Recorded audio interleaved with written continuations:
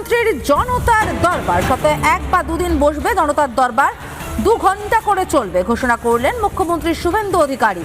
মুখ্যমন্ত্রীর সঙ্গে থাকবেন 1 বা 2 আধিকারিক। জনতার দরবারের প্রস্তুতি শুরু, শীর্ষ স্তরের আধিকারিকদের। ঠিক কিভাবে হবে এই জনতার দরবার? সপ্তাহে 1 দিন অথবা 2 দিন চালু হবে। শুভেন্দু অধিকারী মুখ্যমন্ত্রী তিনি তো থাকবেনই, তার সাথে 2 জন আধিকারিক থাকবেন যারা সাধারণ মানুষের কথা শুনবেন। তবে জনতার দরবার কোথায় বসছে সেটা এখনো পর্যন্ত ঠিক হয়নি, সবটাই পরিকল্পনার মধ্যে রয়েছে। সেই পরিকল্পনা দ্রুত বাস্তবায়ন হবে। এই মুহূর্তে আমার সাথে উৎপল মহারাজ রয়েছেন, প্রথমবার বিধায়ক। মুখ্যমন্ত্রী যেটা জনতার দরবার করতে চলেছেন, যেখানে আম জনতা আসবেন, তাদের সুখ দুঃখের কথা, তাদের সমস্যার কথা বলবেন।